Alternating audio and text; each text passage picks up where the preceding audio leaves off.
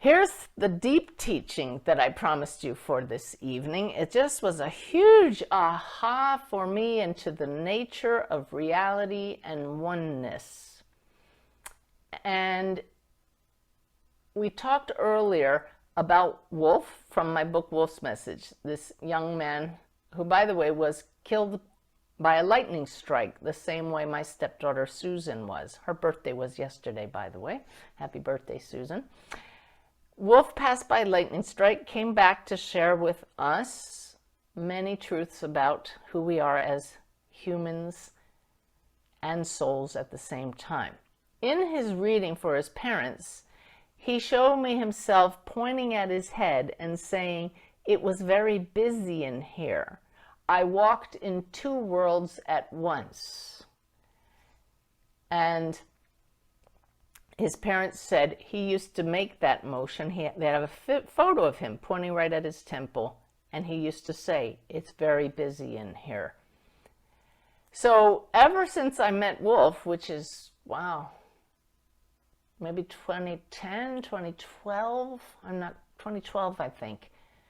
Since I met him in the spirit world, I've been saying we walk in two worlds at once. And my guides showed me this past month, yes, you can say that, but it's like saying the sun rises and the sun sets. That really, we know the sun doesn't rise and set. It only appears that way from our perspective. And this is the key point this evening. There are not two worlds. And those two worlds from our human perspective is physical world and non-physical world. We call it the spirit world because they don't have a physical body, but they often tell us their bodies seem as solid to them as ours seem to us here. So when we stop saying the physical world and the non-physical world and realize that we all arise from one field of consciousness, one 0-point field, one sea of consciousness, there is only one world.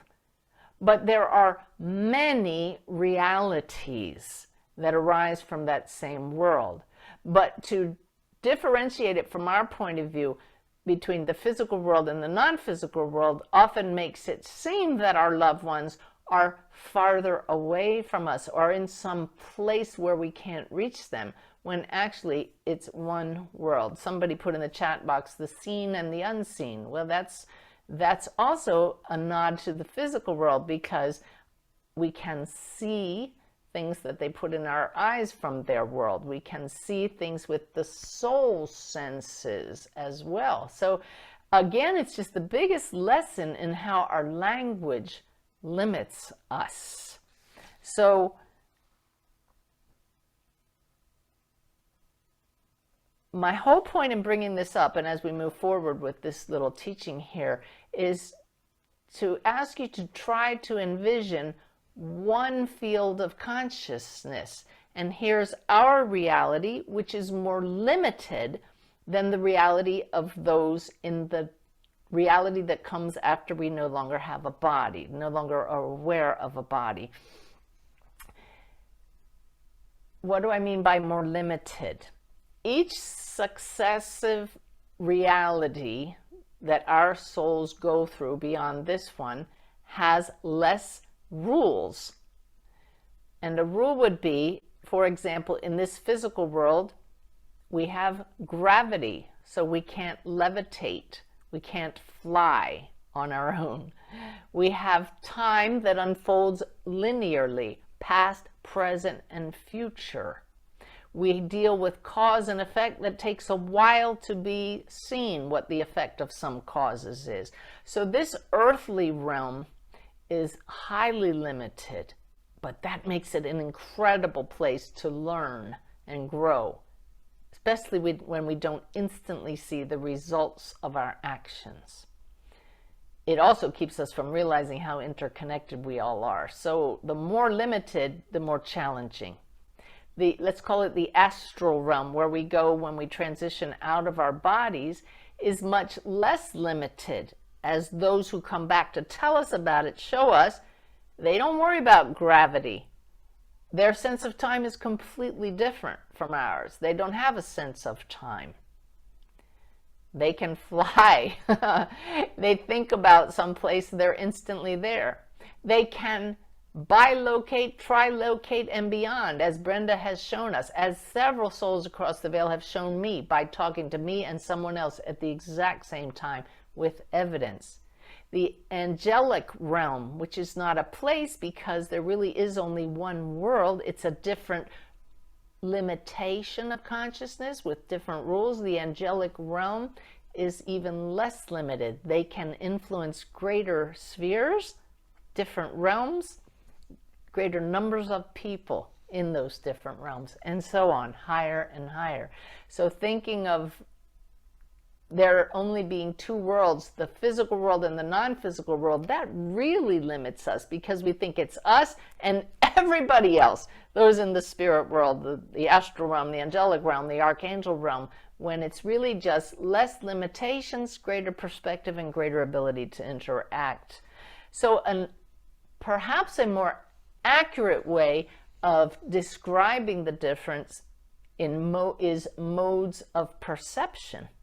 Within this physical realm, see, I just go right back into the way that we talk, but we have to use these constructs to explain how things work. We call it the physical realm because we perceive through the instruments of this body, which is actually not physical when you break it down. Atoms are not, they're the basic building block of creation, and yet atoms are not solid. Isn't that mind-boggling? So we call it the physical world because we see through eyes that we think are physical, and we hear through ears, etc. We touch and we think that's physical. So what I recommend is, if you're going to shift your focus, as I've mentioned doing several times this evening, like with psychometry, if you're going to hold an object, shift from human mode to the expanded soul's mode.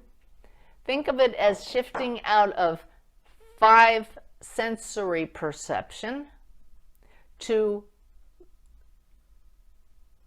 multisensory perception. I'm trying to find different words to use every time that I do this, but full sensory perception.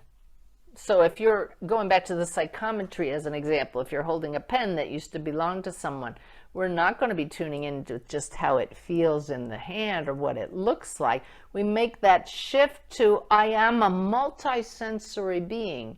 What am I sensing? And you might see images that pertain exactly to the person that owned it. You might hear thoughts that belong to them. You might know things about them. Just like that, by shifting from 5 senses to full senses, you have shifted out of only human mode. So just notice how when we say there are 2 different worlds, they're not. The greater reality is right here. All of the realities interpenetrate each other, just more or less limited modes of perception and being. Let's see, I had some notes. I want to make sure I don't miss anything here. Brenda added on some teaching to this, and I had her specific words she had for me. She says, you don't need eyes to see because it is all right here in consciousness. This is what I've been telling you, she said. And I said, where here? Where are you? And she said, in awareness. And here's a great question for all of us from our dear Brenda.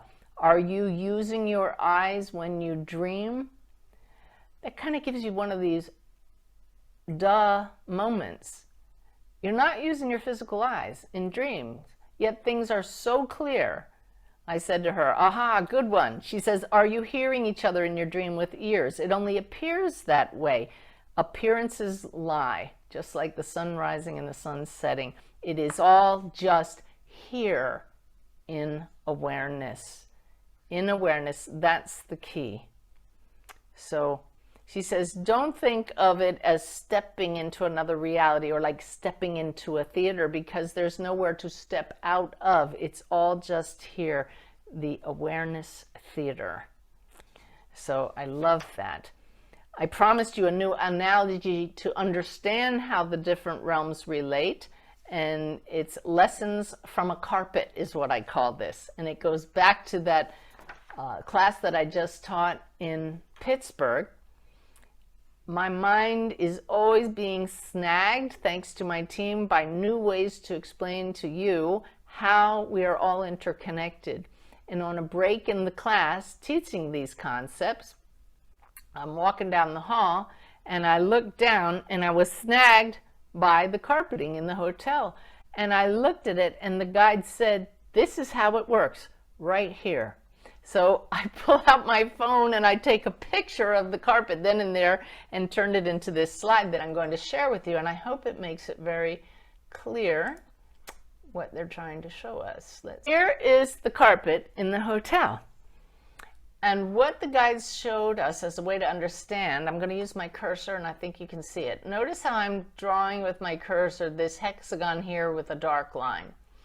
And the hexagons in the dark line would represent individual fields of awareness, individual beings of light, you and me, in the human realm, the human, earthly, in a body realm. I'm not allowed to call it the physical world. Okay? Now look a little deeper and you can see hexagons made of blue, kind of spongy blue hexagons here. You see all those? The guide said, think of that as individual fields of being in the realm that follows this earthly realm. So we would call that the spirit world, the astral realm. Notice how they're all overlapping. Then they said, look at these larger shapes here. Why don't we call that the angelic realm? And these little arms kind of look like they're reaching out and helping more, having more of an effect. And they said that, you notice it's all one carpet. It's all just here. Yet these, in this case, here's another one of those big angel fields over here. In this case, we have 3 realms being represented, but you could see you could overlay a bunch of other realms. Maybe this gold part under here that covers all of it could be the archangelic realm. So how we're all interconnected is our thoughts resonate with others. Our consciousness flows out and interconnects us. So say here in this realm, this is me, and over here is Candace Blair, this field right here. She has a thought of Suzanne Giesemann, and her field starts vibrating. Oh my gosh, vibrating. It vibrated so much I canceled out the screen. Her field vibrates with the thought of me, and I over here go into coherence with that vibration. Think of a tuning fork. If you hold a tuning fork by a piano and strike the fork, the string on the piano that is in the same, that resonates with that fork, will vibrate. It's the same thing here. If you think of somebody, that is a specific tone, like a note on a piano, and if it's your note, you will vibrate. You pick up on it. You see? So Candace thinks of me, I pick up on that thought, boom, we're connected. We didn't have to move. There's only here. Now here I am, and I suddenly think of my stepdaughter Susan, who perhaps is represented by this blue spongy thing in the astral realm over here. And because she recognizes her note, her tone, as I strike that tuning fork of my thoughts of her, she resonates, picks up on it. We have activated that connection between us, and we're talking because she is right here. There's only here. That's there. We call this the physical world only because we perceive through senses of a body that we call physical. We call this the non-physical world only because they're sensing with full senses. But we can sense with our full senses at any time and tune into all that arises from this one field, including, of course, the angels and the archangels at the higher level and the entire field itself. I hope I explained that in a way that makes sense to all of you. It's so exciting to me. It may seem really obvious, but this is all designed just to share with all of you that I don't want you to limit your connection with others because you think they're no longer in physical form. The physical senses limit our awareness of them, but you are not limited to your physical senses as shown by your dream state. Dream state is just a different state of consciousness with less rules than we have when we're in the normal waking human state. Choose the state of consciousness that goes with the realm your loved one is in. The less limited state of the astral realm, shift into full sensory perception and enjoy interacting with them. Your thoughts set up a resonance with them. They pick up on the thoughts and say, oh, there's my mom thinking of me. I'll just connect with her right now and we'll have a conversation. Does that make sense?